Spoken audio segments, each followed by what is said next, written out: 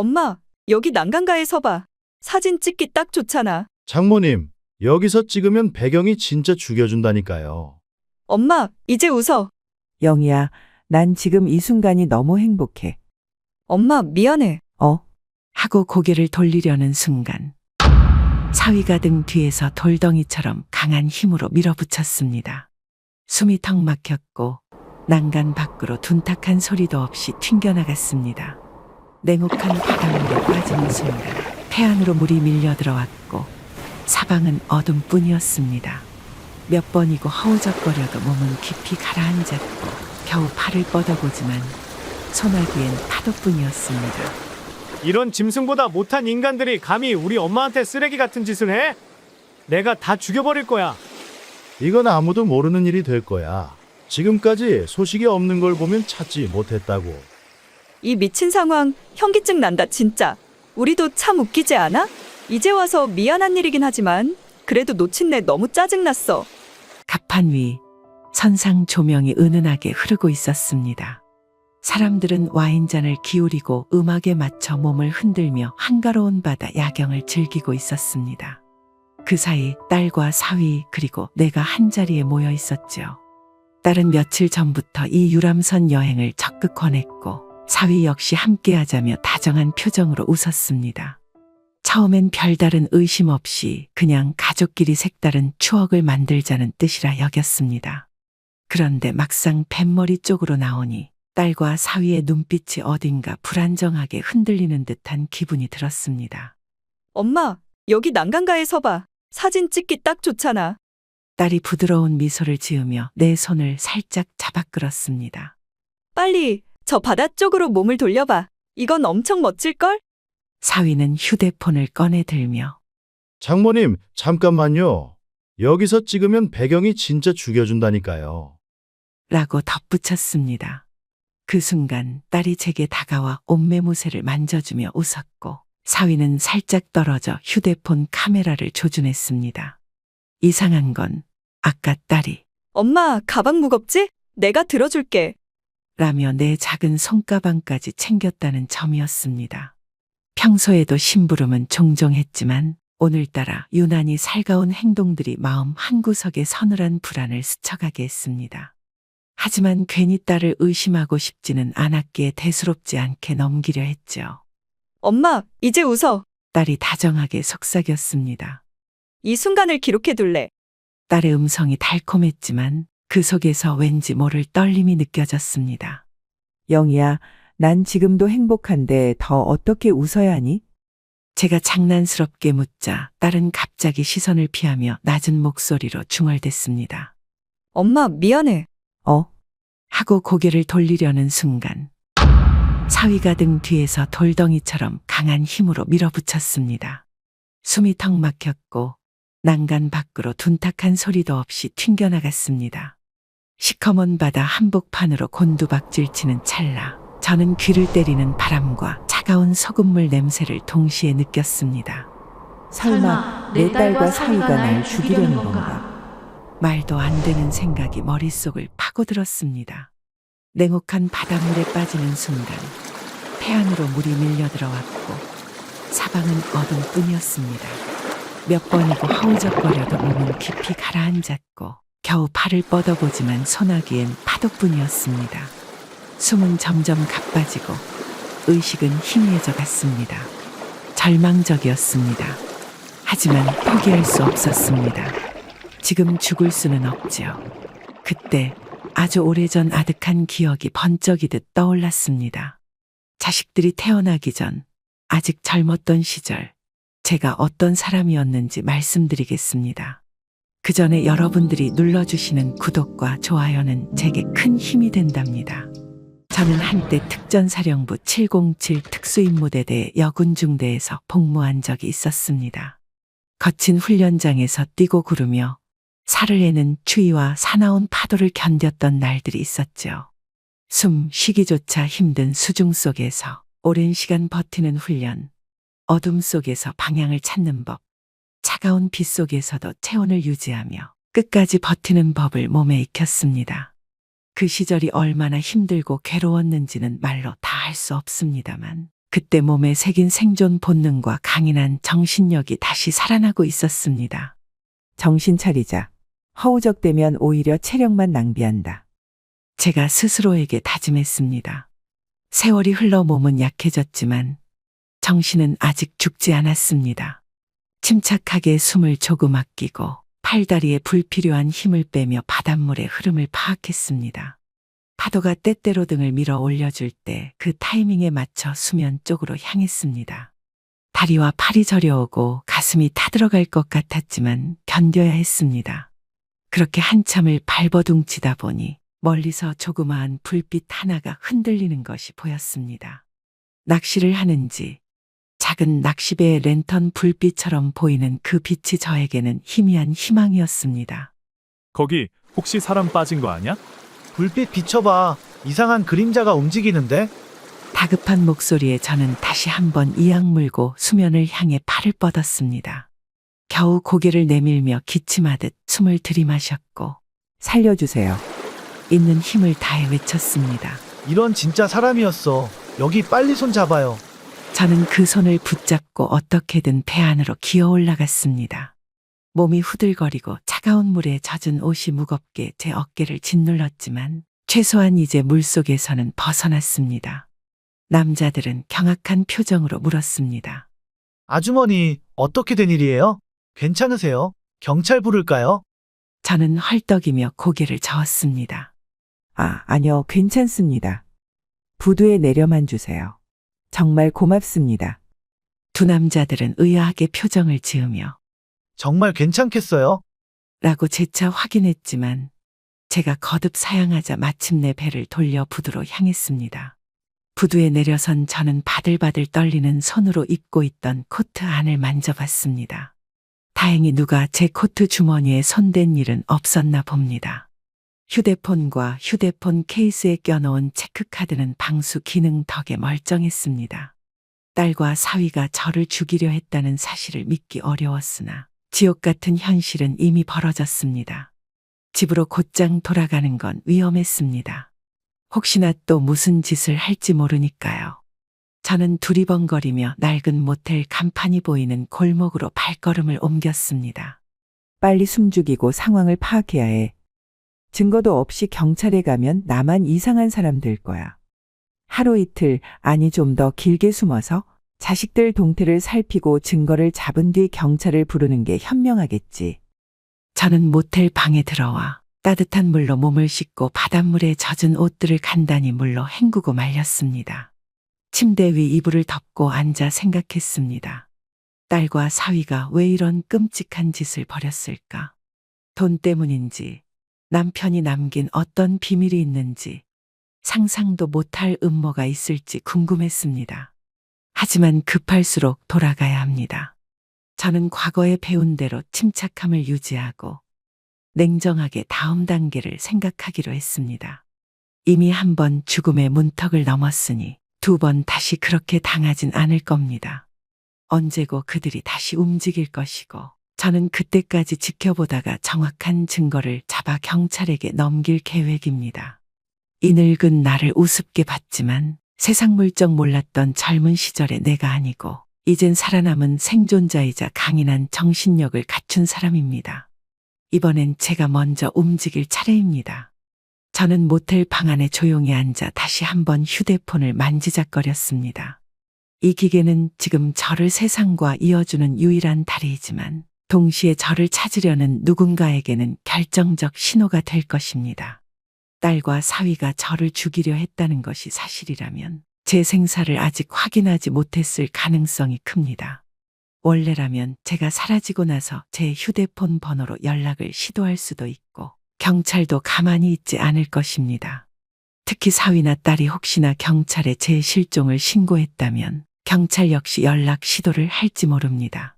그런데 생각해보면 제가 몇 시간, 아니 며칠이 지나도록 통화 신호는 가는데 감감무소식이라면 이들의 의심을 살 수 있습니다. 이대로 두면 곧 전화가 올 테고 내가 인터넷을 하거나 전화를 받고 끊는다 해도 기록이 남을 텐데. 휴대폰을 만지던 저는 문득 한 가지 생각이 떠올랐습니다. 요즘 스마트폰에는 비행기 모드라는 기능이 있죠. 이 기능을 켜면 전화와 문자, 인터넷이 모두 차단됩니다. 결국 전화도, 메시지도, 인터넷 데이터도 모두 끊길 테니 마치 전화기를 꺼놓은 것처럼 보일 것입니다. 제 신호가 닿지 않으면 딸과 사위는 제가 정말 죽었다고 생각할 겁니다. 경찰이 제 번호로 연락하려 해도 신호가 안 잡히면 단순히 배터리가 꺼졌거나 신호가 잡히지 않는 깊은 바다속에 있을 거라 생각할 수 있고요. 굳이 제가 생존에 숨어 있다는 생각까지는 못할 수도 있습니다. 그래, 비행기 모드 이거면 되겠네. 저는 조용히 스마트폰 설정창을 열어 비행기 모드를 켰습니다. 순간 통신 신호 표시가 사라지고 LTE며 와이파이 모두 먹통이 되었습니다. 이로써 휴대폰은 그냥 카메라와 시계 또는 녹음기 역할밖에 못하지만 최소한 제 존재를 알리는 신호는 전혀 나오지 않을 것입니다. 숨죽여 있는 지금 상황에서는 이게 최선의 선택이라 판단했습니다. 마음 한구석이 조금은 가벼워졌습니다. 이제 딸과 사위 혹은 경찰이 제게 전화를 하려 해도 전혀 연결되지 않을 것입니다. 정말로 바다에 떨어져 사라진 모양이구나 하고 넘어갈 가능성이 높습니다. 그들은 제가 어떤 수단으로든 살아있을 거라는 상상조차 못하겠죠. 그만큼 시간을 벌 수 있고 그 사이에 저는 더 치밀하게 움직여 증거를 확보할 수 있습니다. 물론 이 선택에는 한 가지 위험이 있습니다. 혹시나 진정한 도움을 청해야 할 때, 예를 들어 경찰에게 정말로 신고해야 할 때는 어떻게 할지, 그때는 비행기 모드를 끄면 됩니다. 일단 지금은 오래 숨어서 정보 수집을 해야 하니 연락 단절이 더 이득입니다. 고개를 끄덕이며 저는 휴대폰을 바지 주머니 깊숙이 넣었습니다. 이제 누구도 제 위치나 상태를 추적하기 쉽지 않을 겁니다. 다만 내게 필요한 정보를 어떻게 얻을까? 고민이 스쳤습니다. 집 근처를 어슬렁거리며 그들의 움직임을 파악하는데도 한계가 있습니다. 너무 자주 나타나면 수상하다고 느낄 수도 있고 CCTV에라도 잡히면 경찰들로부터 안심할 수 없습니다. 차라리 시간차를 두고 관찰하며 그들이 문서나 재산 관련 물건을 뒤지는 모습을 녹화나 녹음하는 게 낫겠다 싶었습니다. 이제 전화로 미심쩍은 연락도 없을 테니 날 찾으려는 노력도 줄겠지. 니들은 내가 죽었다 생각하고 마음 놓고 움직일 수도 있겠군. 이 생각에 이르자 오히려 전보다 조금 마음이 편해졌습니다. 그들이 불안해하며 발각될까봐 조심하기보다 이제 마음 놓고 소행을 벌일 수 있게 될 테니 그때 더 확실한 증거를 얻을 수도 있다는 말입니다. 모든 건 역설적으로 제게 유리한 국면이 될 수도 있습니다. 자, 이제 해야 할 일은 명확해졌습니다. 밤이고 낮이고 은밀히 근처를 맴돌다 보면 언젠가는 딸과 사위가 다시 나타날 겁니다. 비밀을 털어놓는 순간을 포착해야 합니다. 녹음이라도 하면 완벽하죠. 그 인간들은 저를 쉽게 단정짓고 마음껏 설계한 음모를 진행할 것이며 저는 그 어두운 그림자를 뒤에서 지켜볼 것입니다. 이 얼마나 기막힌 가족극입니까? 세상 어느 부모가 자신의 손으로 자식을 함정에 빠뜨리려 마음먹겠습니까? 하지만 이건 단순한 가족사가 아닙니다. 생사를 건 전쟁입니다. 그들이 먼저 내 목숨을 노렸으니 이제는 제가 반격에 나서야 합니다. 아직도 왜 이들이 이런 짓을 벌였는지 명확하진 않지만 아마도 재산 문제일 가능성이 크겠죠. 또 그들을 성급히 고발한다면 증거가 약해 놓칠 수도 있으니 신중 또 신중입니다. 모든 준비가 끝났습니다. 이제 저는 사냥꾼이 된 기분입니다. 미끼를 던져놓고 그들이 자수나 다름없는 실수를 하길 기다리는 형사처럼 말이죠. 딸과 사위는 이미 인륜을 저버린 범죄자와 다름없습니다. 설령 그들이 다시 경찰에 내 실종을 신고하거나 울며불며 나를 찾는다 한들 저는 다 보이지 않는 곳에서 관찰하면서 진실을 밝힐 겁니다. 다음 날 아침 저는 모텔방 좁은 창을 통해 서서히 번지는 햇살을 바라보며 천천히 일어났습니다. 전날 밤 낚시배 어부들에게 구조된 뒤 모텔방으로 피신한 뒤로 처음 맞이하는 아침이었습니다. 몸은 여전히 뻐근하고 머릿속은 복잡하기 그지없었지만 한 가지는 확실했습니다. 제가 이렇게라도 살아남은 덕에 이제는 조심스럽게 증거를 모으고 결국 자식들에게 당한 이 배신의 응분의 대가를 치르게 할 기회를 얻게 되었죠. 어젯밤 제 딸과 사위의 얼굴을 떠올리며 분노도 치밀었지만 이제는 감정을 앞세우지 말아야 한다고 스스로 다짐했습니다. 괜한 감정 소모는 이 상황을 악화시킬 뿐이죠. 우선 지금 모습 그대로라면 만약 딸이나 사위가 주변을 살피다 저를 보게 되면 다시 노출될 위험이 있었습니다. 그들은 제가 죽었다고 확신할 가능성이 높지만 혹시나 만일의 사태에 대비했을 수도 있습니다. 이렇게 냄새나고 젖은 옷을 그대로 입고 다닐 수는 없지. 저는 어제 바닷물에 흠뻑 젖어 냄새까지 배인 코트와 바지를 내려다보며 혼잣말을 했습니다.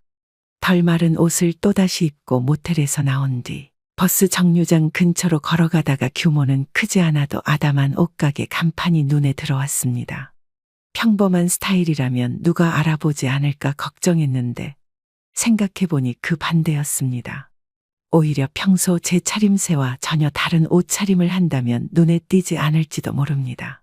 옷가게 문을 조심스럽게 열고 들어가니 중년 여성 점원이 반갑게 인사했습니다. 어서 오세요. 뭘 찾으세요? 네, 가벼운 옷 좀 보고 싶어서요. 요즘은 어떤 스타일이 괜찮을까요? 점원은 웃으며 추천했습니다. 요즘은 밝은 톤으로 편한 캐주얼을 많이들 찾으세요. 혹시 예전 스타일이 있다면 완전히 바꿔보시는 것도 좋을 듯합니다. 손님은 체격도 슬림하시니 분위기 확 바꿀 수 있어요. 저는 고민 끝에 평소 입지 않았던 색감의 상의 그리고 활동성 좋은 바지를 골랐습니다. 거기에 벙거지 모자와 마스크, 선글라스, 운동화까지 준비했습니다. 평소 저는 단정한 투피스나 차분한 빛깔의 원피스의 단화를 즐겨 신었지만 오늘은 완전히 다른 사람이 된 듯한 느낌을 주는 차림새였습니다. 혹시나 딸이나 사위 또는 그들과 관련된 사람이 이 지역을 돌아다니며 저를 찾고 있다면 이런 변화는 작은 방어책이 될 겁니다. 잘 어울리세요, 손님. 분위기가 확 달라지신 것 같아요. 점원이 웃으며 말했습니다. 고맙습니다. 여기서 갈아입고 나가도 될까요? 그럼요. 피팅룸 사용하세요. 저는 피팅룸에서 옷을 갈아입고 젖은 옷은 비닐봉지에 담았습니다. 이 봉지를 어떻게 버릴까 고민했지만 혹시 모르니 조금 멀리 있는 공용 쓰레기통에 처리하는 편이 낫겠다고 생각했습니다. 가게를 나온 뒤 저는 다시 골목길을 따라 걸었습니다. 집 근처로 가서 그들이 어떤 움직임을 보이는지 감시해야 했습니다. 경찰에 신고하기 전 확실한 증거 하나쯤은 손에 쥐어야 합니다. 그러지 않고서야 저를 죽이려 한 자식들과 사위를 꼼짝 못하게 할 수 없을 것입니다. 저는 걸으며 속으로 생각했습니다. 혹시 딸과 사위가 내 재산이나 문서를 빼내려 하면 어쩌지? 남편이 남긴 물건 중에 이상한 것이 있나? 시간을 내어 PC방에 가서 인터넷 검색을 해봤습니다. 살인미수 증거 확보, 가족 범죄 증명, 비밀 녹음장치 구입 등등. 솔직히 이런 걸 검색하는 제 모습이 서글펐습니다. 하지만 지금은 생존을 건 문제니까요. 모자를 푹 눌러 쓰고 마스크와 선글라스까지 끼고 있으니 길거리에선 저를 알아보는 이 없었습니다. 이 긴장감 넘치는 상황이 우스꽝스럽게 느껴질 수도 있지만 실제 제 심장은 지금도 요동치고 있습니다. 그때 거리 한편에서 지나가던 사람이 전화하는 말소리가 들렸습니다. 그래, 경찰이 조사 중이라고 하더라고. 유람선에서 할머니가 사라졌다던데. 저는 무심코 그 말을 듣고 걸음을 멈추었습니다. 혹시 이 소문이 돌고 있는 건가? 경찰이 이미 수사에 착수했나 본데. 그럼 제가 굳이 나서지 않아도 되는 걸까요? 하지만 아닙니다. 경찰이 자식들이 범인이라는 걸 알 리 없습니다. 오히려 제가 살아있다는 걸 알면 현장에서 목격자 진술 없이 딸과 사위를 잡기 어렵겠죠. 제 머릿속은 점점 복잡해졌습니다. 정신을 차리고 골목 밖으로 나가 인적이 드문 공용 쓰레기통에 어젯밤 젖은 옷을 버렸습니다. 이젠 제게 남은 건 휴대폰과 카드 그리고 아직 밝혀지지 않은 진실뿐입니다. 저는 다시 모텔로 돌아가 숨을 고르기로 했습니다. 오늘은 간단히 아침을 편의점에서 김밥 하나로 때우고 오후에 집 근처에서 그들이 나타나는지 한번 살펴볼 생각입니다. 모텔 방에 돌아와 문을 잠그고 침대에 앉았습니다. 선글라스와 모자를 벗고 마스크를 내려놓으며 거울을 바라봤습니다. 제 표정은 굳어 있었고 눈동자는 피로와 분노로 가득 찬 느낌이었습니다. 난 절대로 이대로 끝나지 않아. 딸이건 사위건 감히 날 죽이려 했다니. 그냥 넘어갈 수 없지. 이리저리 고민 끝에 오후를 기다리며 집 근처를 배회할 때 사용할 휴대폰 녹음 앱을 사용해 봤습니다. 혹시 모르니 카메라 촬영도 연습해 봤습니다. 휴대폰이 방수 덕에 멀쩡하니 여러모로 힘이 되는군요. 저녁쯤 어둑어둑해지면 다시 나갈 생각입니다. 그들이 집에 들러 무언가 가져가려 한다면 몰래 뒤를 밟아야 합니다. 이렇게 한나절을 모텔 방에서 준비하며 보낸 뒤 저는 서서히 결심을 굳혔습니다. 어떤 일이 있어도 증거를 잡겠다. 그리고 적절한 시점에 경찰을 불러서 이들을 잡아넣겠다. 비록 심장 뛰는 소리가 귀에 들릴 만큼 긴장되지만 식은땀을 흘리며 이를 악물고 참아내야 합니다. 나이를 먹었지만 정신만은 아직 굳건합니다. 제가 지금까지 살아온 날들이 괜히 헛된 것이 아니니까요.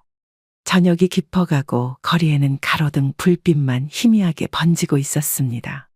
저는 번거지 모자를 깊숙이 눌러쓰고 마스크와 선글라스를 다시 꼼꼼히 착용했습니다.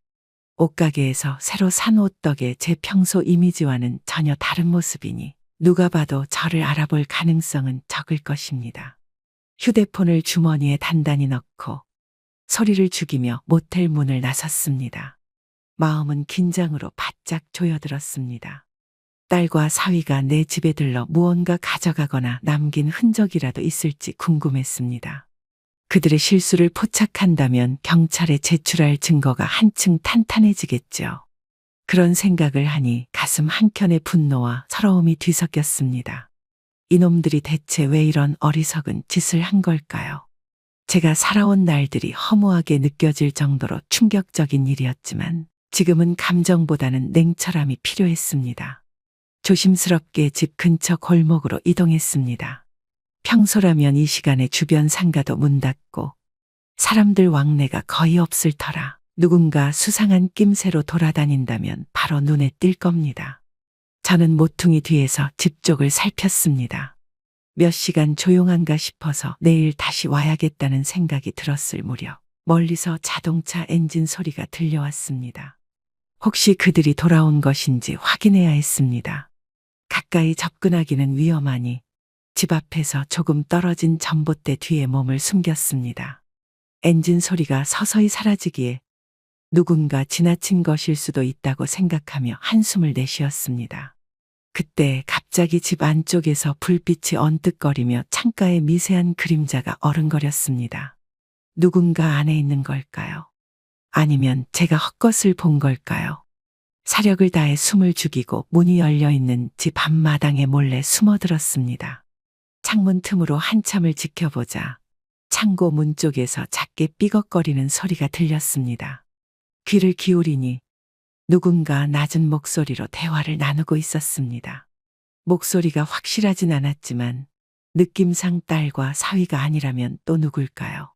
제가 녹음 앱을 준비한 휴대폰을 살짝 들어 조심스럽게 녹음 버튼을 눌렀습니다. 왜 이렇게 오래 걸려? 미묘하게 거친 여성의 목소리. 딸이 분명합니다. 조용히 해. 서둘러서 문 못 닫으면 당신 탓이야. 낮게 읊조리는 목소리. 사위입니다. 엄마가 살아있으면 어쩔 건데? 아우, 그 얘기 그만하자고 했잖아. 살아있을 리가 없어. 바다 한가운데서 떨어뜨렸는데 어떻게 살아나. 괜히 불안해하지 마. 그래도 이상하잖아. 유람선 측에서 시신도 못 찾았고 경찰이 수사한다는데. 사위가 기분 나쁜 듯 한숨을 내쉬며 탁탁 무언가를 건드리는 소리가 들렸습니다. 경찰, 걱정 마. 증거 없어. 장모가 죽었으면 재산은 결국 우리한테 넘어오는 거고 그때 통장이나 서류 찾으면 끝이지. 딸이 씁쓸하게 웃으며 말했습니다. 엄마를 이렇게까지 해야 했나 싶지만 이미 늦었어. 아버지 때부터 재산을 전부 엄마 앞으로 돌린 게 문제인데. 그 노인네가 워낙 질기게 버티니 우리가 직접 나선 거잖아. 이참에 확실히 하자고. 저는 이를 악물고 녹음 중인 휴대폰을 더 단단히 쥐었습니다. 기막힌 대화였고 가슴 한가운데 깊은 상처를 파고들었습니다. 어떻게 내 딸이, 내 사위가 나를 죽이고 재산을 탐낼 수 있을까요? 이들의 대화를 더들어 확실한 증거를 얻어내야 했습니다. 잠시 후 사위가 한숨을 쉬며 말했습니다. 창고에도 없고 여기 거실 서랍에도 별거 없잖아. 아무 문서도 안 나오네. 그럴 리가. 엄마가 다 어딘가 숨겨놨을 텐데. 아씨, 진짜 재수없어. 딸이 욕설까지 내뱉으며 서류들을 마구 뒤지는 듯 바스락거리는 소리가 났습니다. 차라리 장모가 평소에 썼던 수첩이나 일기 같은 거라도 있었으면 좋겠네. 사위가 생각에 잠긴 듯 중얼댔습니다. 이렇게 해서는 안 되겠다. 다음에 한 번 더 와서 뒤지자.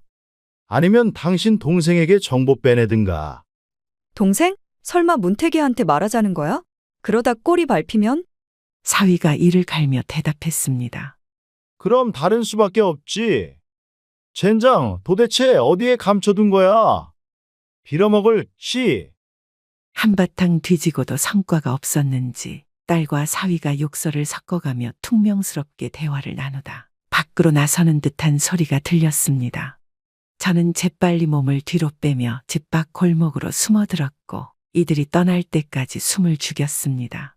발소리가 멀어지자 다시금 모텔을 향해 조심스럽게 후퇴했습니다. 모텔 방으로 돌아온 저는 녹음된 음성을 재확인했습니다.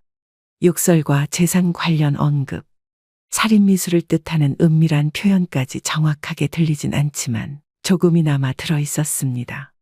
경찰에 이 파일을 넘기면 증거로 사용할 수 있겠지만 아직 더 치밀한 증거가 필요할지 모릅니다. 게다가 문태기에게 정보 빼낸다는 이야기는 제 아들이 위험에 빠질 수 있다는 의미일 수도 있습니다. 저는 이를 악물고 휴대폰을 가슴에 안았습니다. 안 돼. 여기서 끝내선 안 돼. 저는 침대 위에서 자리 잡고 생각했습니다. 아직 딸과 사위가 더 큰 움직임을 보일 것 같습니다. 그때를 기다려 더 결정적인 순간을 포착하면 좋겠습니다.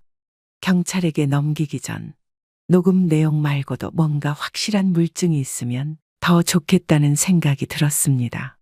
당장이라도 경찰서로 달려가고 싶지만 딸과 사위가 눈치채고 도망치거나 증거를 없앤다면 어떡합니까?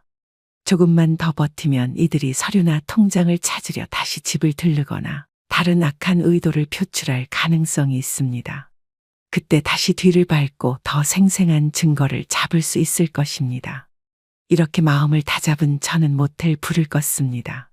방 안은 어둑했고 외부로부터 들리는 소리는 거의 없었습니다. 숨을 고르고 내가 할 수 있는 일을 차근차근 정리해 보았습니다. 이제 더 이상 당하기만 하는 노인은 아닙니다. 바다 한가운데서 살아 돌아온 것처럼 이제는 이 상황에서도 반드시 승리할 것입니다. 다음 움직임은 언제일까? 딸과 사위가 또 어떤 계획을 세울까? 저는 머리를 굴리며 내일도 다시 주변을 탐색하기로 마음먹었습니다. 일단 휴식을 취하고 체력을 회복해야겠습니다. 앞으로 또 어떤 일이 벌어질지 저는 이 70이 넘는 나이에도 강인한 정신력으로 버틸 준비가 되어 있습니다.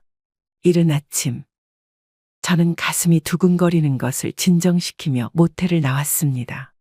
전날 밤을 꼬박 세우며 생각한 끝에 결국 좀 더 확실한 증거를 확보하기로 결심했습니다. 딸과 사위가 집에 다시 올 가능성이 높고 그때 그들의 발언을 영상으로 담아낸다면 완벽한 증거가 될 것입니다. 아직 해가 완전히 뜨지 않은 새벽 시간 골목길이 한산할 때를 노려 집 근처로 다가갔습니다. 변장한 옷차림에 모자와 마스크, 선글라스까지 꼈으니 이른 아침에는 누가 저를 알아볼 가능성도 거의 없습니다. 심장이 콩닥거렸지만 숨을 고르고 천천히 대문 앞에 섰습니다. 다행히 집에는 인기척이 없고 문단속은 여전히 허술한 상태였습니다. 그들도 아직 저를 완전히 신경 끄지 못해 문을 완벽히 잠그는 걸 잊은 건지 아니면 재차 올 계획이라 그런 건지 알 수 없지만 이 상황은 제게 기회였습니다. 조용히 침착하게. 저는 스스로에게 속삭이며 문을 살짝 열고 집 안으로 발을 디뎠습니다. 어제도 밤에 몰래 와보긴 했지만 오늘 아침엔 더 신중하게 움직였습니다. 거실을 재빨리 지나 안방으로 향했습니다. 안방 안쪽. 아마 딸과 사위는 재산 관련 서류나 문서를 주로 여기서 찾으려 할 것입니다. 남편이 생전 아꼈던 서랍장이나 옷장 근처를 뒤질 가능성이 크다고 생각했습니다. 그렇다면 안방을 향한 촬영 각도를 잡아두면 어떨까요? 저는 휴대폰을 꺼내 조용히 살펴봤습니다. 비행기 모드 상태라 전파 신호는 없고 오직 카메라 기능만 사용할 수 있습니다. 녹화 버튼을 누르고 우선 아무 소리도 없이 촬영이 잘 되는지 확인했습니다. 화면을 보니 어두운 실내지만 창문 커튼 사이로 약간의 새벽빛이 들어와 모양새는 어느 정도 식별 가능합니다. 오히려 빛이 너무 강하면 반사될까 걱정이었는데 이 정도면 은밀히 촬영할 수 있겠죠. 어디 숨기지? 저는 안방 창문 옆 약간 벌어진 커튼 사이에 휴대폰을 세워둘 생각이었습니다. 커튼 무늬가 복잡하니 검은색 휴대폰 하나 끼워 놓으면 쉽게 발견하기 어렵겠죠. 다만 휴대폰이 넘어가지 않도록 살짝 벽에 기대게 한 뒤 커튼 자락으로 가볍게 덮듯이 가렸습니다. 레이스 커튼이라 바깥쪽에서 보면 휴대폰 형태가 거의 드러나지 않을 듯 했습니다. 영상 촬영을 시작하기 전 한번 각도를 맞춰보기로 했습니다. 휴대폰을 일단 켜고 카메라 앱을 실행한 뒤 녹화를 시작한 다음 커튼을 덮고 화면을 살펴봤습니다. 커튼 틈새로 안방 문 쪽이 비스듬히 보였습니다. 누군가 안방에 들어오면 반드시 그 문을 지나칠 테니 그들의 얼굴이나 행동이 대체로 촬영될 겁니다. 좋아, 이 정도면 충분하군. 저는 만족하며 휴대폰을 고정한 뒤 녹화 버튼을 다시 껐다가 새로운 파일로 녹화를 시작했습니다. 혹시 시간차를 두고 그들이 나중에 온다 해도 상관없습니다. 몇 시간이든 촬영을 계속해도 용량 문제는 크게 없을 겁니다. 그리고 혹시라도 늦게 돌아온다면 이 방법은 불확실할 수 있겠지만 일단 오늘이 제게 가장 큰 기회일 수 있습니다. 녹화가 시작되고 저는 다시 마음을 다잡았습니다. 최대한 흔적을 남기지 않고 집을 나가야 합니다. 작은 소리라도 나면 그들이 혹시 몰래 지켜보고 있다면 들킬 수 있습니다. 저는 살금살금 걸음을 되돌려 거실을 지나 밖으로 나갔습니다.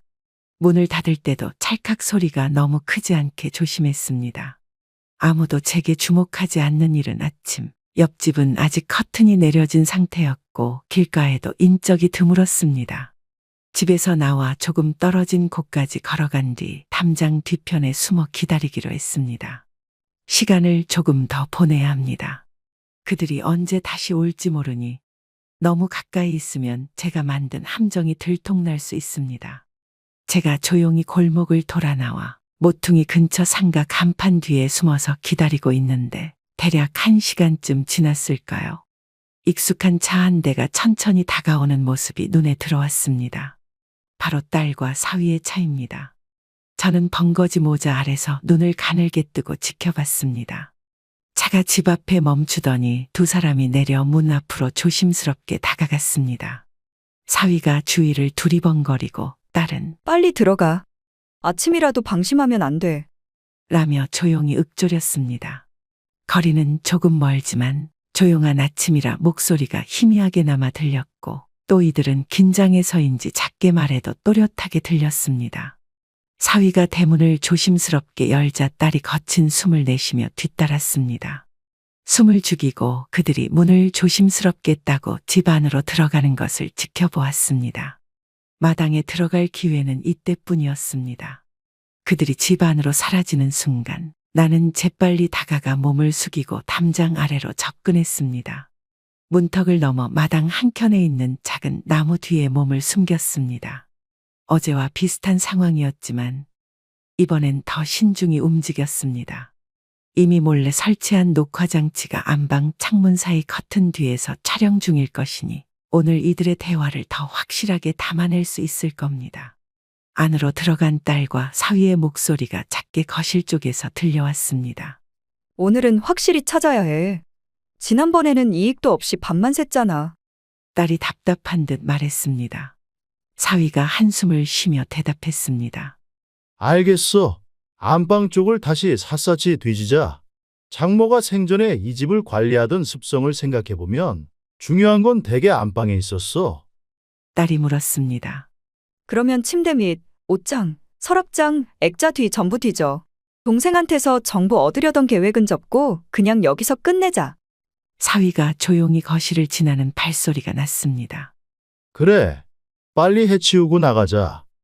혹시라도 살아있다면, 아니, 그런 바다에서 살아 돌아올 리 없지. 딸이 작게 비웃듯이 말했습니다. 유람선에서 떨어졌는데 못 찾는다고 했으니 벌써 끝난 게임이야. 저는 나무 뒤에서 부들부들 떨며 이를 악물었습니다. 제 휴대폰 카메라는 이들의 얼굴과 행동, 대사를 찍고 있을 겁니다. 한마디 한마디가 증거가 될 수 있죠. 이번에는 더욱 노골적으로 살인미수를 자백하고 있으니 경찰에게 이 영상을 보여주면 그들은 발뺌할 여지가 없습니다. 잠시 후 안방 쪽에서 서랍을 여닫는 소리가 들렸습니다. 무엇인가 종이장 바스락거리는 소, 액자를 드러내는 듯한 탁한 소리도 들렸습니다. 딸의 목소리가 낮게 투덜대는 소리가 뚜렷이 들렸습니다. 이게 뭐야? 쓸데없는 고지서나 오래된 서류뿐이네. 아, 재산 관련 문서는 어디다 감췄을까? 사위도 거칠게 숨을 내쉬며 소리를 죽여 말했습니다. 딴 데 숨겼나 봐. 혹시 바닥 장판 밑에 숨긴 건가? 천장 구석도 살펴봐야 하나? 딸이 기가 차다는 듯 작게 한숨을 쉬었습니다. 이 미친 상황 현기증 난다 진짜. 우리도 참 웃기지 않아? 엄마를 바다에 밀어놓고 이제 와서 화낼 자격도 없지만 그래도 너무 짜증나네. 사위가 쓴웃음을 지었습니다. 그럼 여기서 포기할까? 이미 사고 친 거 되돌릴 수도 없잖아. 이왕 이렇게 된 거 문서 찾고 갈 길 가자. 저는 나무 뒤에서 초조하게 시간을 재고 있었습니다. 이들이 언제 나올지 모르는 상황. 조금이라도 소란을 피우면 발각될 것입니다. 두 사람은 포기한 듯 숨을 고르고 다시 현관 쪽으로 발걸음을 옮깁니다. 저는 은밀하고 신속하게 쌓여있는 물건들 뒤로 몸을 숨겼습니다. 발소리가 가까워지고 대문을 여는 소리가 납니다. 드디어 차 엔진 소리와 함께 그들은 다시 사라졌습니다. 저는 조용히 집 안쪽으로 다시 접근했습니다. 마치 잠입 작전을 펼치는 요원처럼 신중을 다해 집 안으로 들어갔습니다. 안방 커튼 뒤에 숨긴 휴대폰을 회수해야죠. 안방으로 들어가니 어지럽혀진 방 안 풍경이 눈에 들어왔습니다. 이들이 서랍과 옷장을 뒤지고 사진 액자를 들춰봤던 흔적이 곳곳에 남았습니다. 저는 다시 조심스럽게 창문 커튼 사이에 손을 넣어 휴대폰을 잡았습니다. 녹화 종료 버튼을 누르니 적어도 20분 이상의 증거 자료는 촬영했을 겁니다. 이 정도 길이라면 그들의 대화와 모습 그리고 살인미수 자백까지 충분히 담겼을 것입니다. 그래, 이걸로 충분해. 제가 작게 속삭이며 만족스러운 미소를 지었습니다. 증거 확보에 성공한 겁니다. 집을 빠져나와 다시 거리로 나왔습니다. 햇살은 이제 조금 더 밝아졌고 사람들도 거리로 나오는 모습이 보입니다. 아무도 제가 며칠 전 물에 빠졌던 사람이라고 의심하지 않을 겁니다. 요즘 스마트폰은 메모리에 파일을 옮기기도 쉽다고 들었으니 안심하려면 USB에 백업도 해둘 계획입니다. 모든 준비를 마친 뒤에 경찰에 연락하면 딸과 사위는 결코 빠져나갈 길이 없을 것입니다. 걸음걸이가 한결 가벼워졌습니다. 물론 배신감과 분노가 사라진 것은 아니나 적어도 제가 이겨나가는 데 필요한 무기가 이제 제 손 안에 들어왔습니다. 다시 한번 삶은 저를 시험했지만 저는 지지 않았습니다. 이제 그들이 대가를 치를 차례입니다. 어느덧 마지막 순간이 다가왔습니다. 모텔 방 안에서 휴대폰을 조심스럽게 꺼내 비행기 모드를 해제했습니다. 떨리는 손끝이 화면을 터치하자 그동안 잠잠했던 신호가 되살아나며 문자와 부재 중 전화 기록들이 밀려 들어왔습니다. 그 중에서도 눈에 띄는 건 큰아들 번호로 찍힌 수십 통의 부재중 전화였습니다. 아들은 제가 연락이 안 되자 불안했던 모양입니다. 제가 살아있다는 걸 알면 아들은 한달음에 달려올 테지요. 저는 잠시 고민하다가 먼저 경찰에 연락하는 것이 맞다고 생각했습니다. 이제 확실한 증거도 있고 딸과 사위의 대화에서 살인미수와 재산을 탐낸 정황까지 들어있으니 경찰에게 이 자료를 넘기면 됩니다. 여보세요. 예, 저는 이면숙이라고 합니다. 며칠 전 유람선에서 실종된 사람, 네, 그게 저입니다. 지금 제가 가정 내 범죄로 인해 숨어 있고 확실한 증거가 있으니 만나서 전달하고 싶습니다. 경찰관은 놀란 기색으로 음성을 낮추며 말씀했습니다.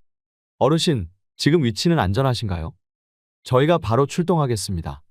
전화를 끊은 지 채 몇 분 지나지 않아 모텔 근처 조용한 골목으로 경찰차 2대가 조용히 접근했습니다.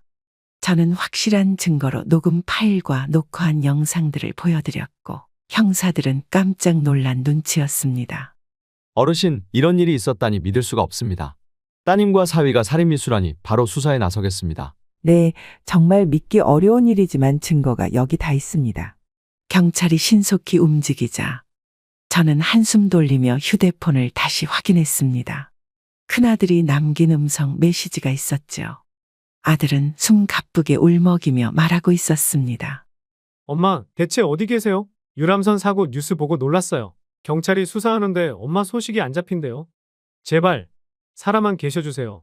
아들의 목소리에 담긴 불안과 걱정이 고스란히 전해졌습니다. 이제라도 아들에게 진실을 말해야겠습니다. 엄마 맞아요? 대체 어디 계신 거예요? 문태가 미안하다. 위험해서 연락 못했어. 하지만 이제 괜찮아. 경찰에게 이미 증거를 넘겼어. 네 누나와 매형이 나를 죽이려 했어. 아들의 목소리가 분노로 떨렸습니다. 또한 안도의 눈물도 섞여 있었습니다. 진짜 미쳤어. 누나랑 매형이 그런 짓을 했다고요? 엄마가 무슨 잘못을 했다고? 대체 왜? 나도 정확한 건 모르겠지만 아마 재산 때문인 것 같아. 이런 나쁜 새끼들. 짐승보다 못한 인간들이 감히 우리 엄마한테 쓰레기 같은 짓을 해? 내가 절대 용서 못해. 그렇게 전화를 끊고 나서 저는 잠시 눈을 감고 숨을 고르며 마음을 다잡았습니다. 며칠 후 경찰서 조사실에서 딸과 사위를 마주하게 되었습니다. 엄마, 죄송해요. 잘못했어요. 순간의 욕심 때문에 이런 끔찍한 짓을 했어요. 그래도 내 엄마잖아요. 한 번만 용서해 주세요.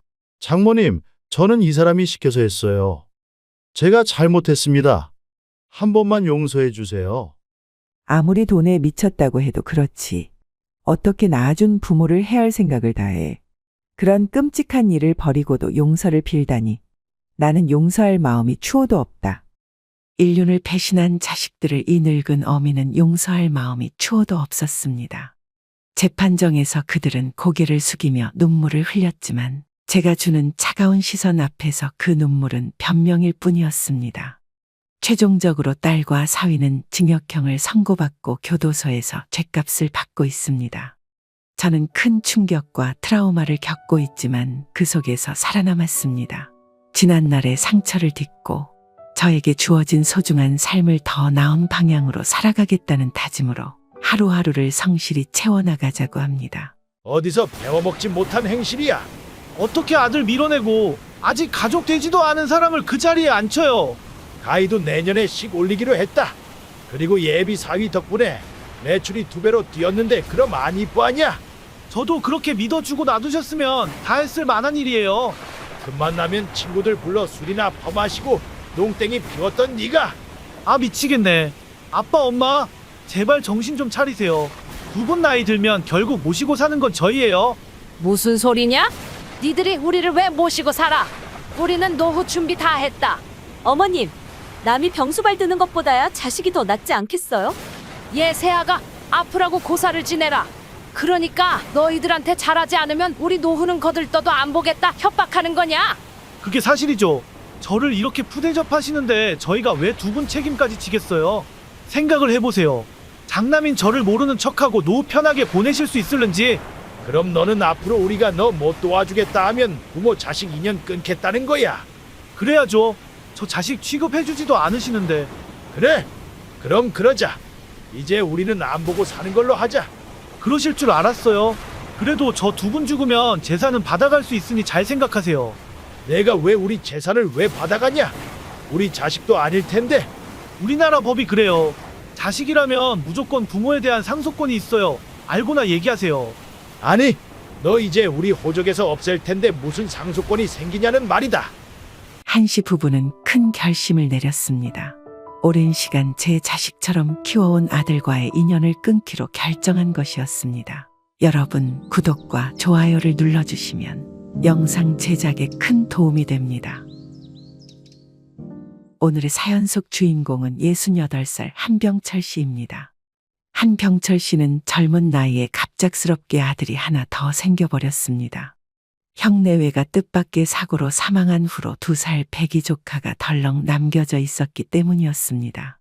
한 씨 역시 아내와 첩도를 지난 딸 자식 하나, 뱃속의 아기까지 2 자녀의 아버지로서 살아야 했기 때문에 처음부터 조카를 키우려고 했었던 것은 아니었습니다. 시름에 잠겨있는 부모님께서 한 씨 내외를 불러다 놓고 했던 말이 화근이 되었던 것입니다.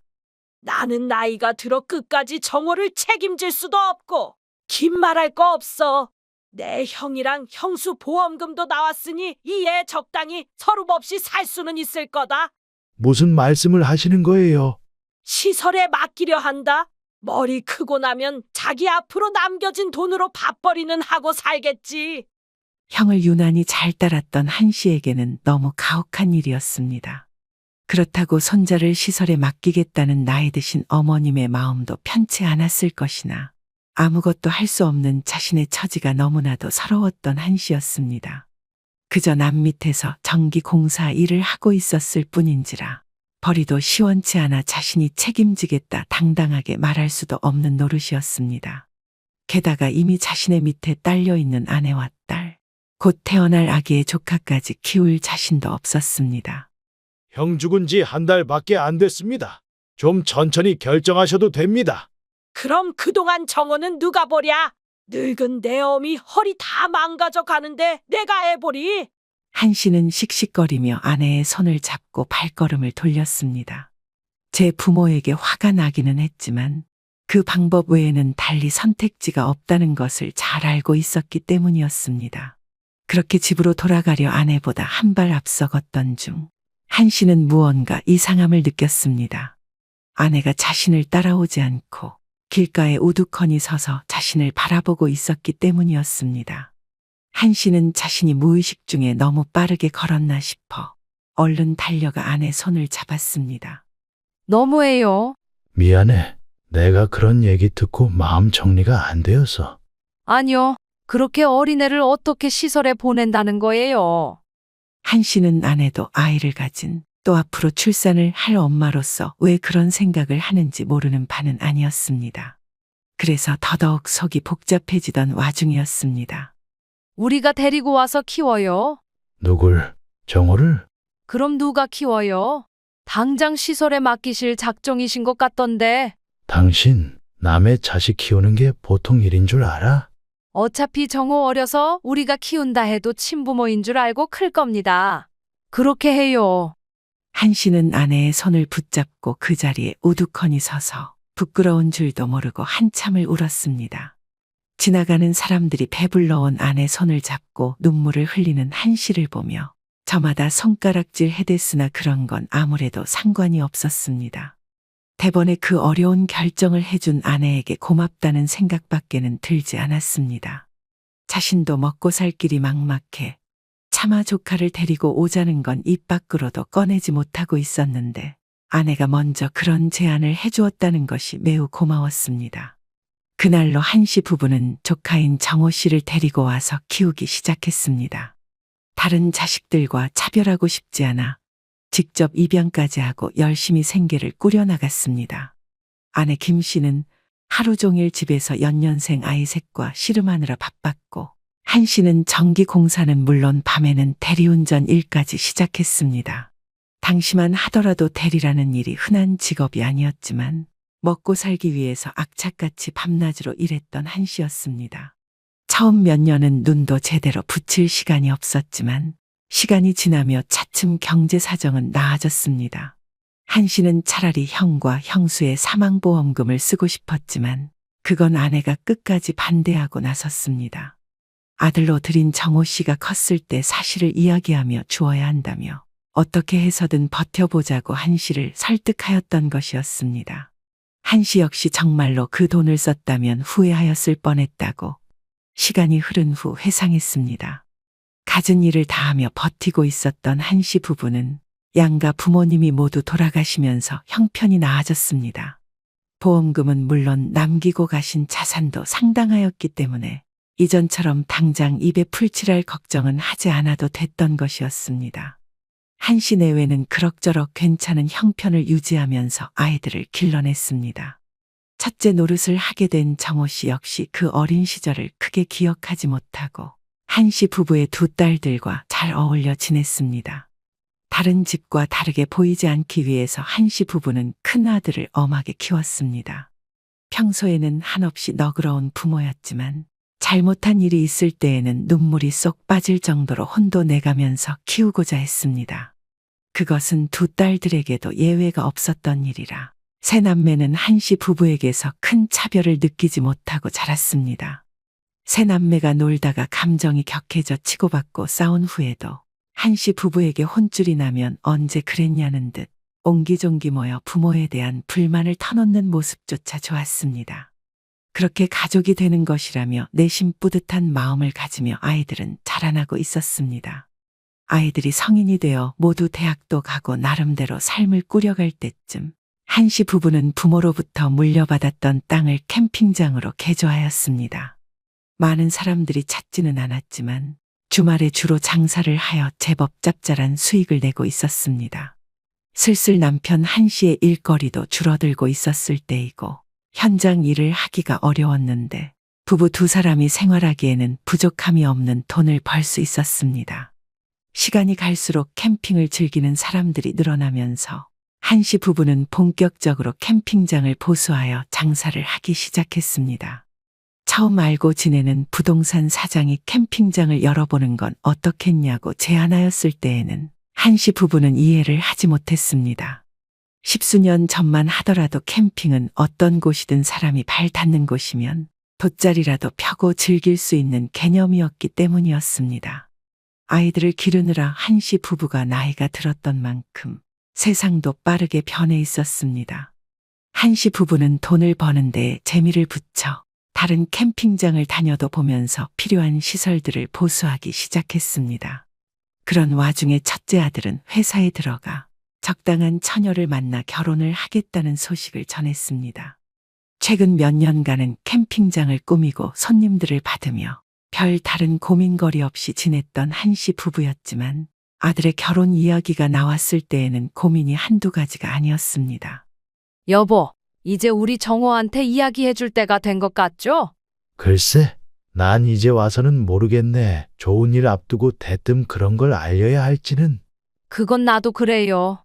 사실은 알아야 한다고 생각하면서도 자꾸만 불안하고 마음이 복잡합니다. 좀 두고 보자고. 결혼 앞두고 조치는 것도 아니고. 한 씨 부부는 몇 차례나 아들 정호 씨를 두고 이야기를 나누어 보았으나 답이 나오지 않았습니다. 이미 입양한 지가 30년이 훌쩍 지난 이야기이고 이제 와서 말한다고 해서 달라질 것은 없었습니다. 혹여나 애지중지 키워온 아들이 갑작스럽게 자신들과 거리를 둘까 걱정이 되었던 것도 사실이었습니다.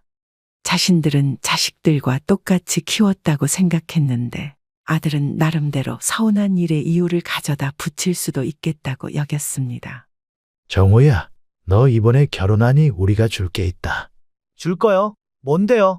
한 씨는 줄곧 가지고 있었던 통장을 건넸습니다. 형과 형수의 사망보험금을 받아두었던 아들의 통장이었습니다.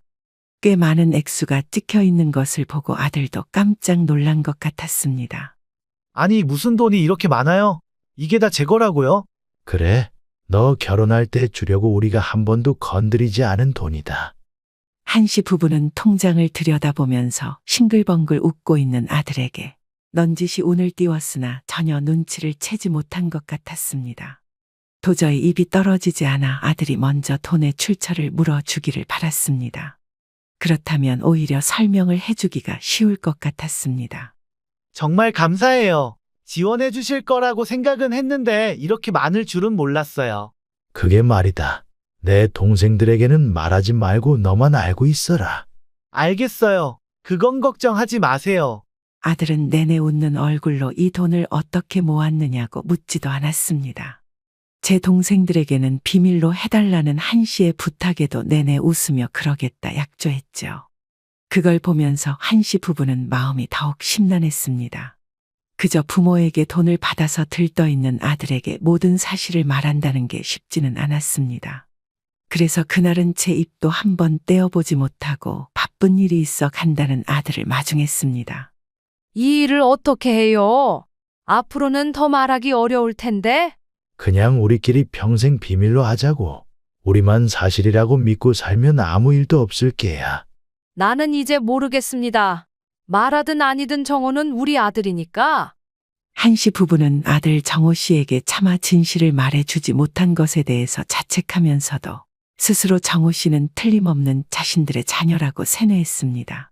사실이 아닐지라도 지금은 입양을 해서 키운 지 30년이 넘었고 덮어두면 아무런 일도 벌어지지 않을 것이라고 믿었던 한 씨 부부였습니다.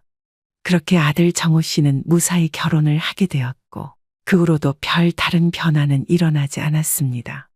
하나 달라진 것이 있다면 아들 정호 씨가 잘 다니던 회사를 그만두고 사업을 시작했다는 것이었습니다. 엄마, 아빠, 저 주신 돈으로 사업을 하나 시작해 보려고요.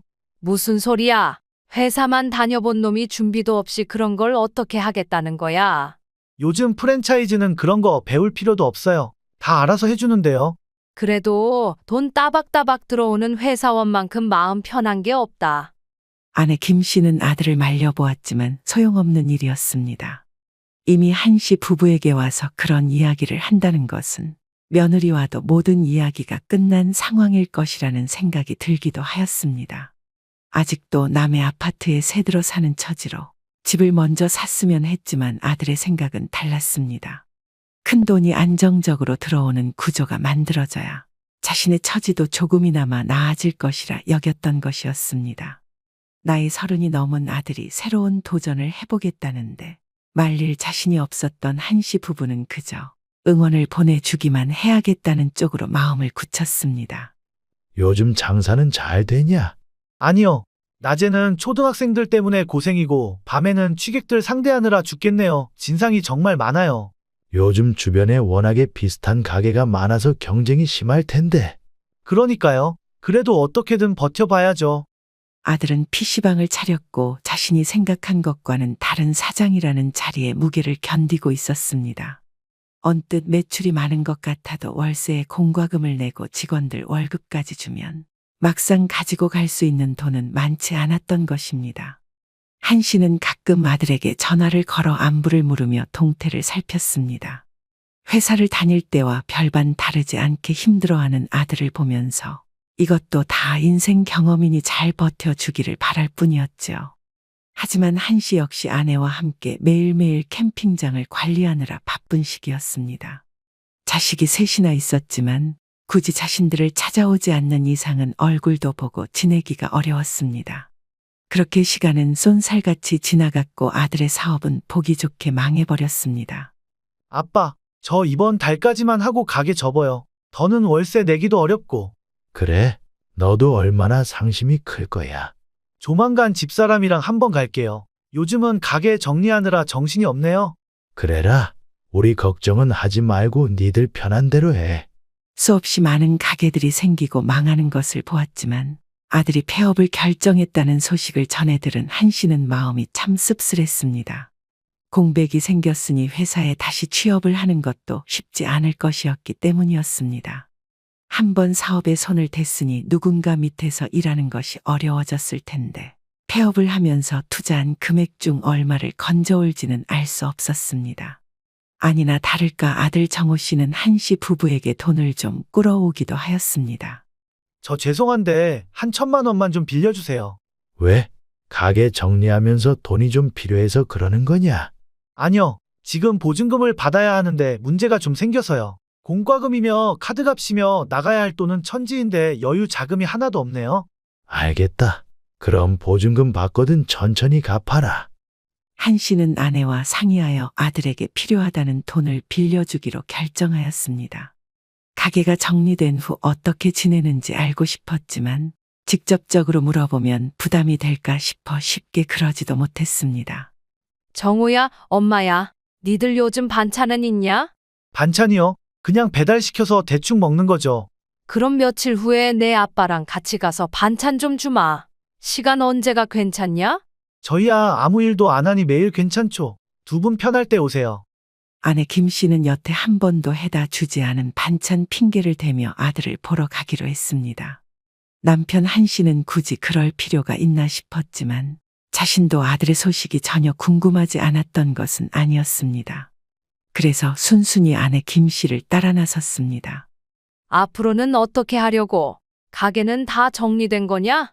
네, 이제 딱 2억 남았고 이건 더 안 건드리고 그냥 작은 전세라도 구해보려고요. 잘 생각했어. 본전 찾겠다고 다 투자하면 쫄딱 망하는 거야. 저희 둘 마음 편하게 지낼 집은 있어야죠. 아들은 자주 섞인 말투로 아내 김 씨의 말에 대답했습니다.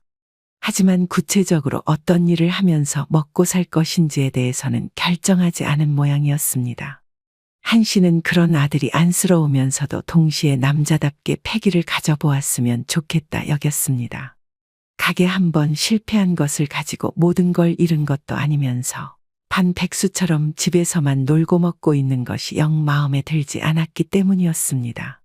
한 씨는 다 큰 아들이 결혼까지 했는데 어떤 일을 할지 아무리 부모라도 결정할 수는 없다고 생각하면서도 옛날 사람이라 어쩔 수 없이 이런 생각이 밀려드는 것을 막을 수는 없었습니다. 그래도 나름대로 찬찬히 살 길을 모색하겠지 싶어 큰 걱정을 하지는 않으려 하였습니다. 여보, 오늘 진주가 우리 보러 오겠다는데요. 뭐? 새애기가 우리를 왜? 그거야 저도 모르죠. 정우도 없이 온다 그래서 영 불안하네요. 이혼한다고 하는 건 아닐지 모르겠네. 저도 그런 이야기 하려는 걸까봐 불안합니다. 아들의 사업이 망하고 난 후에 한 씨 부부의 걱정은 사그라들 기미가 보이지 않았습니다. 아무 일도 없었던 것처럼 보란듯이 털고 일어나 주기를 바랐지만 영 어려운 모양이었습니다. 며느리가 혼자서 자신들을 만나러 와서 무슨 얘기를 하겠다는 건지 불안해진 한 씨 부부는 하루를 통째로 안달복달하는 데에만 썼습니다. 새아기 왔냐? 네, 갑자기 전화드려서 놀라셨죠? 뭐 너 혼자 온다 그러니 무슨 얘기를 하려나 싶기는 했지. 아내 김 씨는 냉수를 벌컥벌컥 들이켜면서 애써 마음을 진정시키려 노력하였습니다. 한 씨 역시 종일 이런저런 걱정을 하였던 만큼 직접 며느리의 얼굴을 대면하고 있자니 고역이 따로 없었습니다. 그래, 우리한테 할 이야기라는 게 뭐냐? 그게요, 정우 씨가 구직을 하고 있기는 한데 잘 안 되는 모양이에요. 아무래도 그렇겠지. 벌써 몇 년을 경력 없이 사업만 했는데. 그래서 말인데요. 정우 씨 캠핑장에서 관리하는 일 할 수 있게 해주시면 안 될까요? 한 씨 부부는 며느리의 말을 듣고 한시름 놓을 수 있었습니다. 적어도 결혼한 지 3년 만에 갈라서겠다는 이야기가 나오지는 않은 것에 대해서 안도했습니다. 그러나 며느리의 제안을 선뜻 받아들일 수는 없었습니다. 지금 일하는 사람도 있고 당장은 어렵지 않겠냐? 제발 저희 남편 좀 도와주세요. 면접도 매일 보러 다니는데 연락이 안 와서 자존감도 많이 낮아져 있고요. 우리도 생각 좀 해보마. 지금 당장 대답해 주기는 어려워. 그래, 원래 있었던 사람이 잘하고 있는데 대뜸 자를 수도 없는 노릇이고 말이야.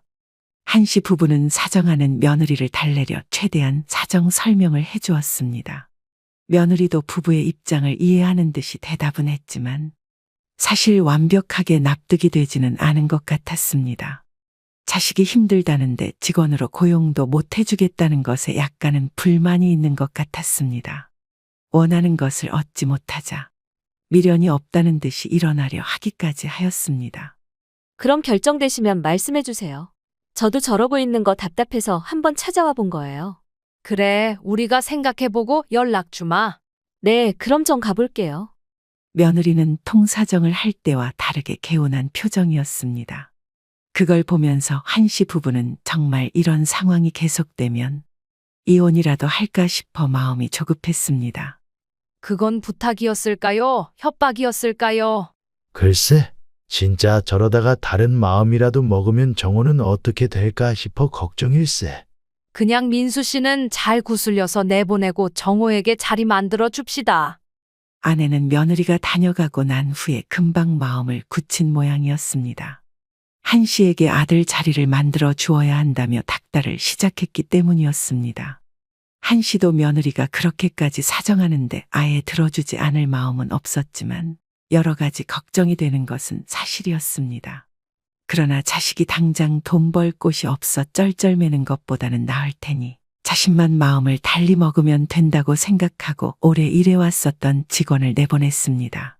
퇴직금까지 쥐어주어야 해서 한씨 부부의 입장에서는 지출이 컸으나 아들을 생각하면 못할 것도 없었습니다. 정호, 너 그냥 캠핑장 와서 관리직으로 일해라. 제가요? 갑자기 왜요? 너 지금까지 일자리 못 구하고 있는 거 아니냐? 놀아서 뭐해? 가장이면 일을 해야 할 거 아니야? 아버지, 정말 감사해요. 됐으니 내일부터 나와서 일 배워라. 한 씨는 아들과 통화를 끊고 나서 무언가 이상하다는 생각이 들었습니다. 며느리가 아들의 일자리를 부탁했던 게 두 사람이 상의가 된 일이 아닌 것 같았기 때문이었습니다. 곰곰이 생각해 보니 며느리가 굳이 아들을 떼어놓고 혼자 오겠다 한 것이 떠올랐습니다. 그렇게 된 일이었구나 싶었던 한 씨는 이왕 이렇게 된 거 아들이 열심히 일해 다시 사업 자금이라도 모아 독립해 주기를 바랐습니다. 할 일은 이게 다고. 우리가 낮에 와서 일할 테니 너는 저녁에 와서 일하면 된다. 그럼 집사람도 와 있어도 되는 거예요? 너 심심하면 그리 해라. 새애기는 졸리면 저기 방에 들어가서 눈 좀 붙이라고 하고. 진작에 아버지 밑에서 일해볼 걸. 참, 너도 얼른 벌어서 내 가게를 차려서 가장 노릇해야지. 한 씨는 철없는 아들의 말을 들으면서도 다행이라는 생각이 들었습니다. PC방이 망하고 난 이후에는 힘없이 축 처져 있더니 조금이라도 기운을 차린 것 같았습니다. 그걸 생각하니 아들에게 일자리를 줄까 말까 고민했던 시간도 아까웠습니다. 그래도 다른 직원이 아니라 아들 내외가 나와서 일을 해주니 얼굴을 자주 볼 수 있는 것은 다행이라는 생각이 들었습니다. 시간이 흐를수록 아들 내외도 일에 제법 익숙해진 것 같아서 마음이 편했습니다. 아빠, 엄마가 전화를 안 받네. 그래, 우리 딸. 어쩐 일로 전화를 했어? 나 엄마 아빠 보려고 캠핑장 예약하고 왔는데 왜 오빠가 있어? 내 오빠 상황이 안 좋잖아. 그래서 내가 일하라고 자리 마련해 줬다. 한 씨는 딸에게 급히 사정을 설명해 주면서도 민망한 기분이 들었습니다.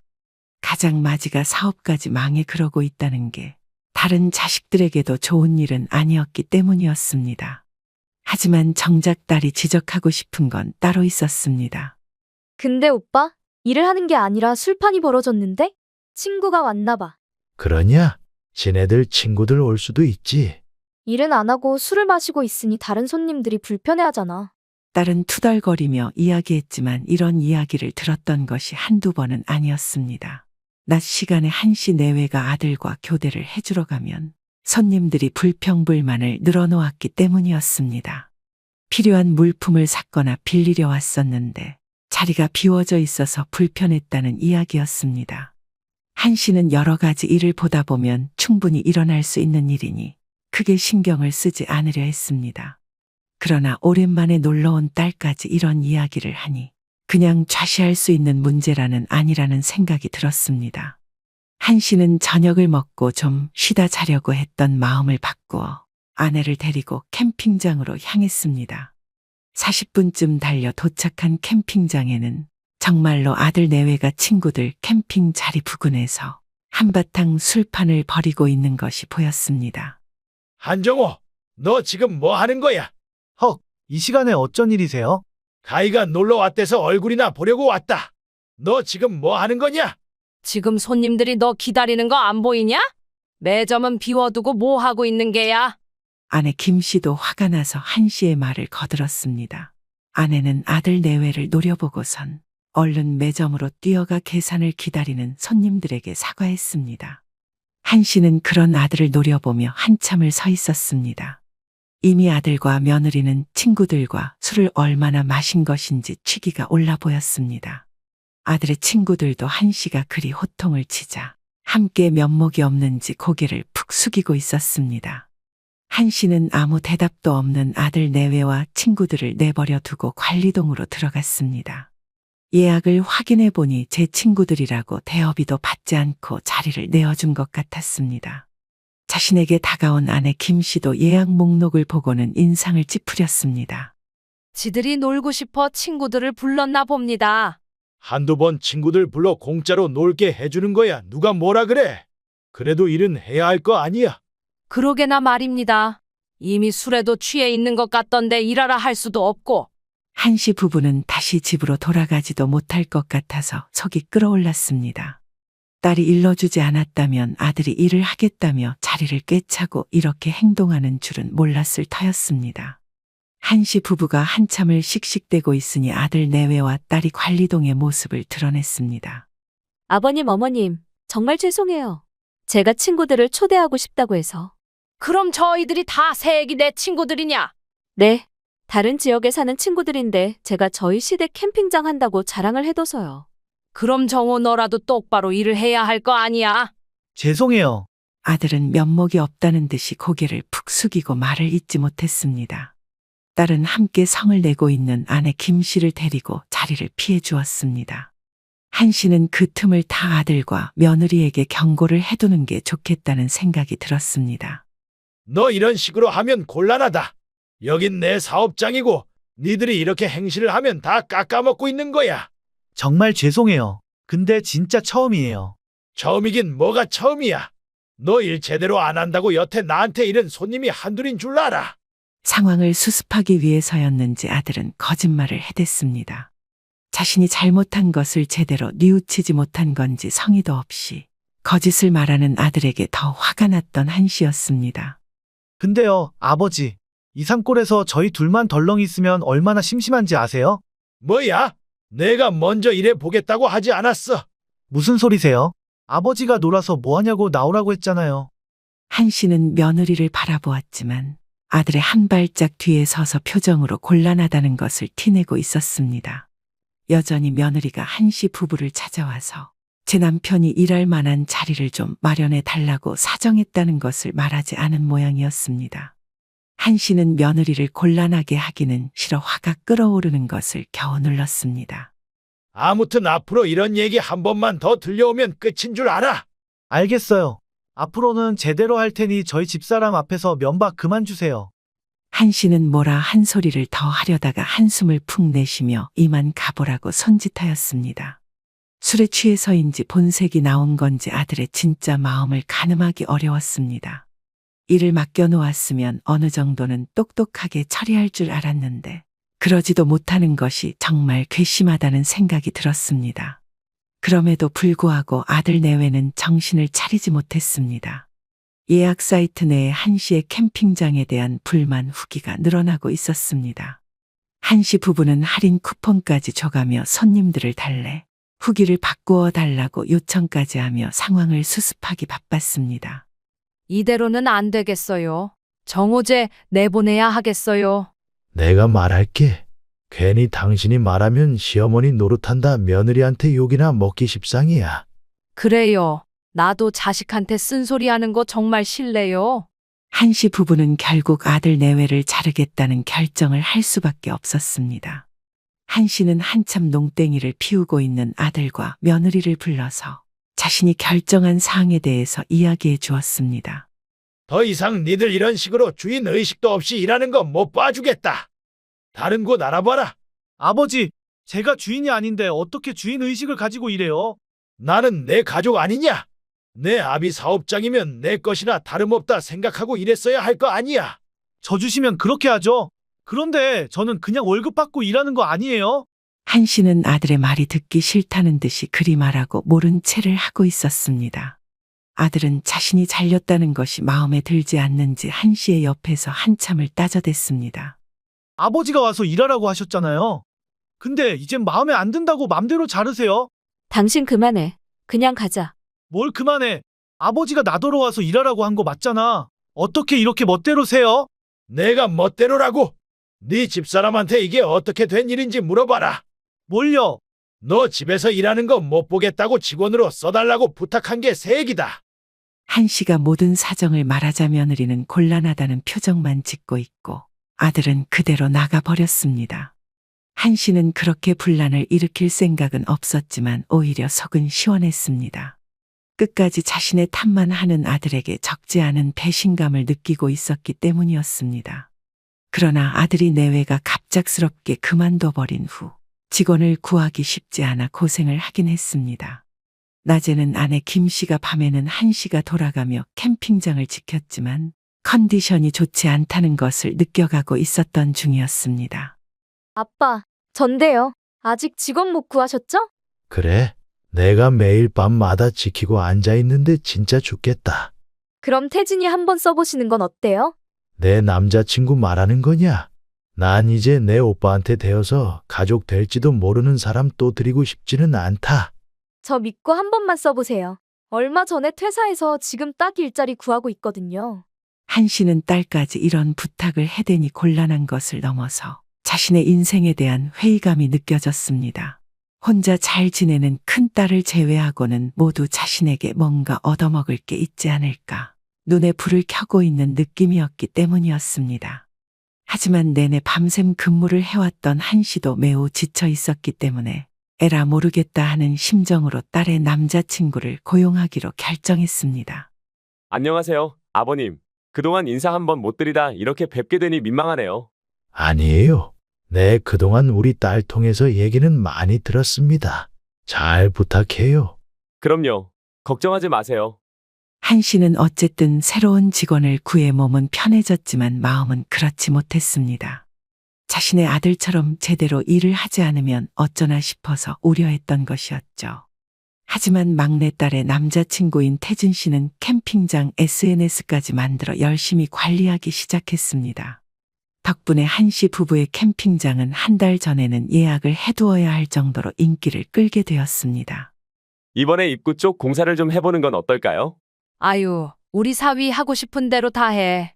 어디서 이렇게 복덩이가 들어왔을까? 엄마, 아직 결혼도 안 했는데 사위야? 그럼 이렇게 열심히 일하고 매출도 올려줬는데 월급도 인상해줄 참이다. 아내 김 씨는 그런 예비 사위를 정말 마음에 들어 했습니다. 한씨 역시 엉망이었던 후기를 모두 별점 5점으로 바꾸어준 예비 사위가 미울 리 없었습니다. 그러나 그런 예비 사위의 노력을 폄하하는 한 사람이 있었습니다. 아버지, 어떻게 저 자르고 가히 남자친구를 그 자리에 앉히실 수 있습니까? 대뜸 캠핑장으로 찾아온 아들은 손님들 앞에서 한씨에게 소리를 질러댔습니다. 처음으로 아들을 본 예비 사위는 놀라서 한씨의 앞을 가로막고 분위기를 진정시키려 하였습니다. 형님, 안으로 들어가서 이야기하시죠. 손님들 다 보고 있습니다. 아직 결혼도 안 했는데 벌써 형님이라고 부르는 거 보니 이 집 식구 다 됐네 다 됐어. 아들은 손님들과 꽤 떨어져 있는 관리동으로 들어오면서도 한껏 비아냥거렸습니다. 성격 좋은 예비 사위는 허허실실하고 있었지만 한씨 부부의 분위기가 심상치 않다는 것을 눈치챘습니다. 어디서 배워먹지 못한 행실이야? 제가 물었잖아요. 어떻게 아들 밀어내고 아직 가족 되지도 않은 사람을 그 자리에 앉히느냐고.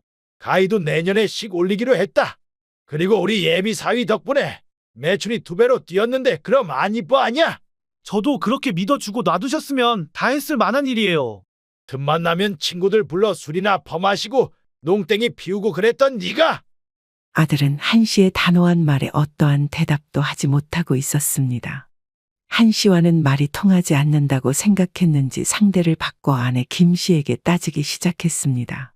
엄마, 2분 나이 들면 결국 모시고 사는 건 저희예요. 무슨 소리냐? 니들이 우리를 왜 모시고 살아? 우리는 노후 준비 다 했다. 돈 있으시다고 알아서 병원 가실 거예요? 병시증은요? 내가 그거 받자고 지금 너랑 가희나 지민이까지 차별해야 한다 이거냐?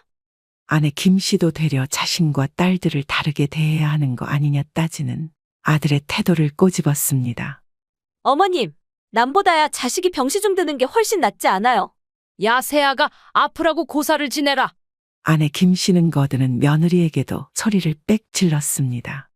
그러니까 너희들한테 잘하지 않으면 우리 노후는 거들떠도 안 보겠다 협박하는 거냐? 그게 사실이죠. 하나밖에 없는 아들인 저를 이렇게 푸대접하시는데 저희가 왜 두 분 책임까지 지겠어요? 아들은 당당한 태도로 이야기하였습니다. 한씨 부부는 걷어서 키운 아들에게 이런 취급을 받아야 한다는 것이 참 부끄러웠습니다. 특히 막내딸과 예비 사위까지 있는 자리에서 이런 일이 벌어진다는 게 믿기지가 않았습니다. 그나마 큰딸이 없는 자리라는 것이 다행인 것도 같았습니다. 막말로 아버지 먼저 돌아가시면 어머니 혼자서 캠핑장 운영은 어떻게 하시게요? 어디라도 아프시면요? 아들은 불난 집에 기름을 들이부었습니다. 한 씨는 자신에게 대드는 것도 모자라 아내가 혼자 남겨질 때까지 들먹이는 아들을 더는 참아줄 수가 없었습니다. 우리는 너 도와줄 만큼 도와줬다. 근데 하나가 내 마음에 안 든다고 우리 노후까지 들먹거리는 거냐? 생각을 해보세요. 장남인 저 모르는 척하고 노후 편하게 보내실 수 있을는지. 그럼 너는 앞으로 우리가 너 못 도와주겠다 하면 부모 자식 인연 끊겠다는 거야. 그래야죠. 저 자식 취급해주지도 않으시는데. 그래? 그럼 그러자. 이제 우리는 안 보고 사는 걸로 하자. 아들은 단호한 한 씨의 태도에 쓴웃음을 지었습니다. 그러실 줄 알았어요. 그래도 저 두 분 죽으면 재산은 받아갈 수 있으니 잘 생각하세요. 내가 우리 재산을 왜 받아가냐? 앞으로는 우리 자식도 아닐 텐데. 그것도 몰랐어요. 법이 그래요. 자식이라면 무조건 부모에 대한 상속권이 있는 게 우리나라 법입니다. 아니, 너 이제 우리 호적에서 없을 텐데 무슨 상속권이 생기냐는 말이다. 아들 내외는 한 씨의 말에 어리둥절해하는 것 같았습니다. 한 씨는 무슨 일인지 설명해 주기도 싫어서 아들 내외를 그대로 내쫓아 버렸습니다. 그 후로 변호사를 만나 증거 내용들을 제출하며 아들을 파양하고 싶다는 의견을 밝혔습니다. 심한 처사라는 생각이 들기도 하였지만 그대로 놔두었다가는 아들 때문에 친딸들도 피해를 받을 게 분명했습니다. 그동안 30년 넘게 친자식과 다르지 않게 키웠지만 한번 마음이 떠나니 아무리 부모된 마음이라 해도 이리 쉽게 내칠 수 있는 것이었습니다. 한 씨는 자신을 말리는 아내를 설득하여 결국은 파양 소송을 걸었습니다. 아들은 어찌된 일인지 모르고 속수무책 당하면서도 한 씨 부부에게 단 한 차례 용서를 빌거나 그동안 키워준 것에 대한 감사를 표하지 않았습니다. 오히려 자신의 부모 재산을 한 씨 부부가 가로챈 것이 아니냐며 역으로 소송을 걸겠다고 악을 써댔습니다. 법정에서 한 씨 부부는 모든 재산을 모아 두었다가 아들이 결혼할 때 주었음을 말해 주었습니다.